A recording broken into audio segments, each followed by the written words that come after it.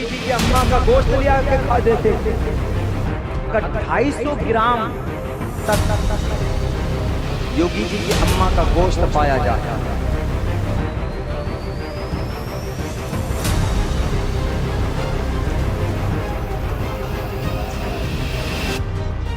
और तू जिस तरीके के भड़काऊ बयान दे रहा है, इनकी नज़रों में स्त्रियां सिर्फ एक ऑब्जेक्टिव हैं। ये अपनी माँ को भी नहीं छोड़ेंगे। इनकी माँ का भी इन्हें गोश्त खाने को मिल जाए ना तो अपनी माँ का भी ये गोश्त खा लेंगे। ये बिल्कुल बेशरम निर्लज्ज है, इनको शर्म नहीं आती है। मेरी योगी सरकार से, भारत सरकार से मांग है कि इस मौलाना पे कार्रवाई की जाए। योगी जी भी मेरे माँ बाप की तरह हैं, जिन्होंने मुझे इस समाज की कुरीतियों से सुरक्षित रखा है। अगर तू मेरे माँ बाप की तरफ सामने आने की कोशिश करेगा, उनके लिए कुछ बोलेगा तो हम तुझे फाड़ देंगे। और एक बात और बता दूं, तू स्त्री को सरस्वती लक्ष्मी मत समझ। स्त्री चामुंडा दुर्गा भी है, वो तुझे सुम्ब निसुम्ब की तरह फाड़ने की भी ताकत रखती है। मौलाना, तू जो वहां बैठ के ये ड्रामे कर रहा है ना, तेरे अंदर दम हो और ताकत हो, तेरी औकात की बात करती हूँ। तो तू आ यहाँ पे और ये बोल के दिखा, तुझे ना फाड़ दिया हम लोगों ने मिलके तो फिर कहना कि कह रहे हैं आओ भाईचारा निभाओ, हमें रंग लगाओ। उसकी हिम्मत कैसे होगी? उसकी हिम्मत इसलिए होगी क्योंकि उसे बढ़ावा दिया जा रहा है। वो ये सोच रहा है ना भारत को इस्लामिक राष्ट्र बना देंगे, तो गलतफहमी में है। तुझे भी 72 हूरों के पास पहुंचा दिया जाएगा। नमस्कार साथियों, मैं रिंकेश जैन, आप देख रहे हैं भारत गान। एक मौलाना बिहार में बैठकर नफरती बयान देता है और नफरती बयान किसी और के खिलाफ नहीं, योगी और योगी की माँ को लेकर देता है और योगी की माँ की गोश्त खाने की बात करता है और कहता है 250 ग्राम गोश्त खाया जाए तो कैसा रहेगा। इस बयान को लेकर पूरे यूपी में आज विवाद का माहौल है। हर जगह जगह विरोध प्रदर्शन हो रहे हैं। यूपी में योगी के समर्थक रोड पर उतरे और मौलाना को तरह तरह की धमकियां भी दे रहे हैं, साथ में विरोध प्रदर्शन कर रहे हैं। विश्व हिंदू रक्षा परिषद की राष्ट्रीय प्रवक्ता शुभांजलि हमारे साथ हैं। क्या कहेंगी शुभांजलि? सर, मैं इस पे क्या बताऊं, ये जो मौलाना है, ये मुल्ला, इसने जिस तरीके का भड़काऊ बयान दिया है हमारे मुख्यमंत्री योगी आदित्यनाथ जी के लिए, मैं बस इतना कहना चाहती हूँ कि तू यूपी में आ जा, तेरी कब्र यहीं पे तैयार है।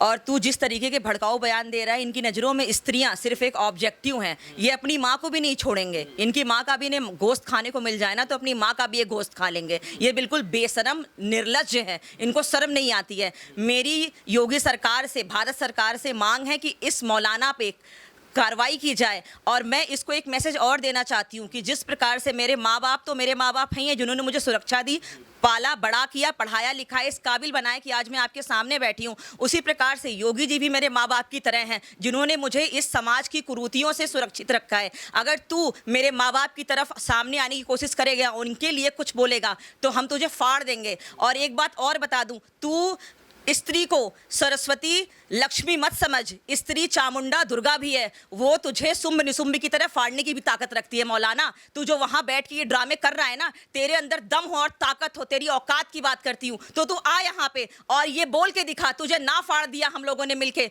तो फिर कहना। फाड़ देंगी आप? हाँ, डेफिनेटली।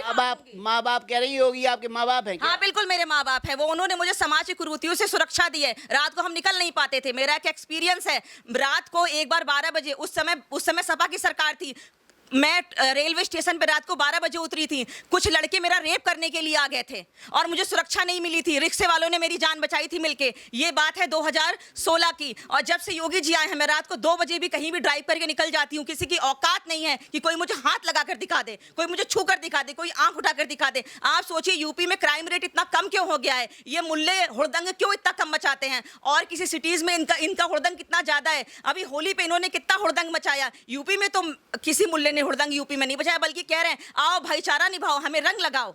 उसकी हिम्मत कैसे होगी? उसकी हिम्मत इसलिए होगी क्योंकि उसे बढ़ावा दिया जा रहा है। वो ये सोच रहा है ना भारत को इस्लामिक राष्ट्र बना देंगे, तो गलतफहमी में है। तुझे भी 72 हूरों के पास पहुंचा दिया जाएगा। माँ के गोश्त से मतलब उनकी माँ का गोश्त नहीं, गौ माता की गोश्त की बात कर रहे हैं कि योगी गौ माता को भी अपनी माँ मानते हैं, इसलिए गौ माता को लेके वो ऐसा बयान दे रहे हैं। गौ माता को मैं भी अपनी माँ मानती हूँ और समस्त जितने भी हिंदू हैं जो साफ सुथरे दिल के हैं, वो भी गौ माता को अपनी माँ मानते हैं। गौ माता के दूध में वो सारे तत्व पाए जाते हैं जो एक माँ के दूध में पाए जाते हैं। और गौ माता का दूध बहुत ही शुद्ध होता है, जिससे बच्चा, अगर किसी बच्चे की माँ की मृत्यु हो जाए और उस बच्चे को वो दूध पिलाया जाए तो उसको सारे विटामिन मिलते हैं, इसीलिए हम उन्हें माँ का दर्जा देते हैं। उनमें 84 देवी देवताओं का वास है, वो उन्हें मारने की बात कैसे कर रहा है? और उसने एक बार नहीं, उस अब्दुल सलीम जो भी उसका नाम है, उस मुल्ले का, हाँ अब्दुल सलीम, उसने मोहम्मद जो भी है उसका नाम, वो तो काफी सुलझा हुआ इंसान, ऐसा भड़काऊ इतना गंदा बयान कैसे दे सकता है? उसको समझ में नहीं आ रहा वो किस तरीके की बयानबाजी कर रहा है। और वो चाहे गाय को काटने की बात करे, चाहे हमारे योगी जी की माता के लिए बात करे, चाहे हमारे माता के लिए बात करे, हम यहाँ पे खड़े हैं और बैठे हैं। और तेरे अंदर ताकत है ना, तू जिस भी बिल में छुपा है, बिल से निकल के और हमसे बात कर। बिल में नहीं छुपा है, बिहार में छुपा हुआ है। हाँ तो बिहार में छुपा हुआ है तो उसका इलाज हो जाएगा उसका इलाज जहां भी छिपा हुआ है, और उसका इलाज बहुत अच्छे से होगा। ऐसा इलाज होगा ना कि ऐसे भड़काऊ बयान देना बंद कर देगा। अभी सलीम वास्तविक जी पे 2 बंदों ने हमला किया था ना, हो गया ना उनका इंतजाम, 72 हूरों से मिल चुके होंगे अभी तक वो। तो इसी प्रकार से ये उत्तर प्रदेश है, यहाँ आप किसी को इस तरीके से कुछ नहीं कर सकते हैं कि आप आए और चाकू चलाएं। ये उदयपुर और जयपुर नहीं है। अरे आम जनता के लिए बोला हो तो बोला हो, योगी की माँ को बोल दिया उन्होंने तो बिहार में बैठ के। अगर योगी के राज में यूपी में बैठा होता मौलाना, तो आज क्या असर हो गया होता?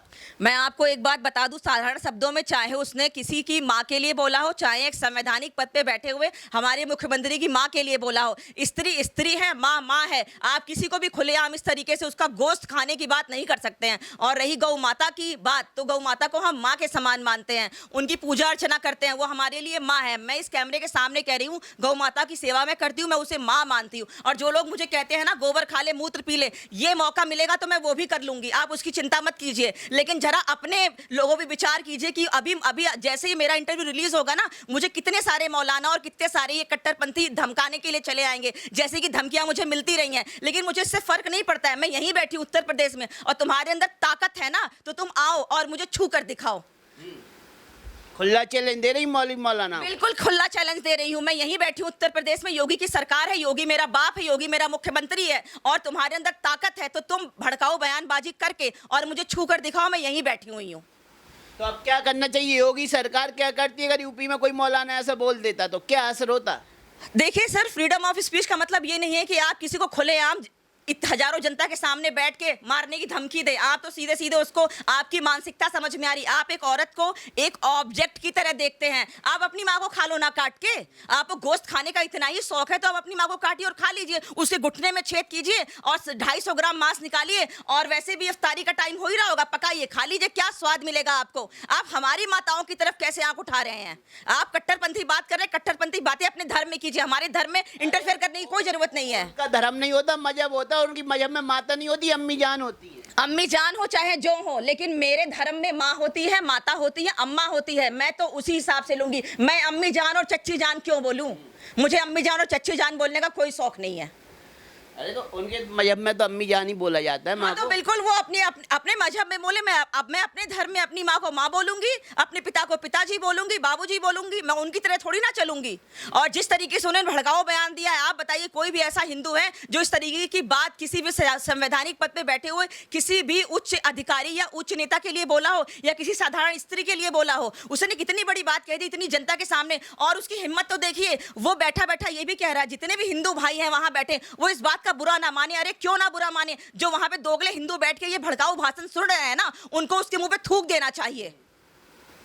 थूक देना चाहिए, बिल्कुल थूक देना चाहिए। कैसे उसकी सभा में बैठ के वो उसकी बकवास बातों को झेल रहे हैं कि वो हमारे धर्म की माताओं को, बहनों को काटने की बात कर रहा है, जिहाद फैला रहा है, जिहादी भड़काऊ भाषण दे रहा है वहां पे जो, और वो क्षमा भी मांग रहा है कि यहाँ के बैठे हुए हिंदू हमारी बातों का बुरा ना माने। अरे क्यों ना बुरा माने? हम तुम्हारे बारे में कुछ बोल दे तो तुम्हारी तो अम्मा याद आ जाती है तुमको।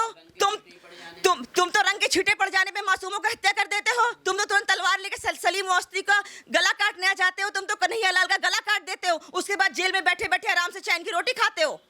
मौलाना को सजा क्या मिलनी चाहिए? मौलाना को सजा यही मिलनी चाहिए, उसके दिमाग में जो क्राइम पल रहा है उसकी मानसिकता को देखना चाहिए और उसको पागल खाने में डालना चाहिए। वो पूरी तरीके से पागल है। पागल खाने में डालने से हल हो जाएगा? बिल्कुल पागल खाने में बंद रहेगा, उसको शौक लगेगा, अपने आप सीधा हो जाएगा। उसके जवान पे शौक देना चाहिए 440 वोल्ट का। नफरत की बात नहीं कर रही? नफरत की बात नहीं, और उसने नफरत की बात नहीं की है। आपको उसकी बात क्यों नहीं दिखती है? आप मेरी जबान तो तुरंत पकड़ लेते हो, उसकी जबान क्यों नहीं पकड़ी आपने? आप बिहार जाइए और उससे पूछिए तुमने कैसे नफरत की बात की है। आप मेरी जबान पे ताला तो तुरंत लगाने चले आते हैं जब भी ऐसा कुछ भी विवादित बयान आता है, उसकी जबान पे ताला क्यों नहीं लगाने जाते हैं?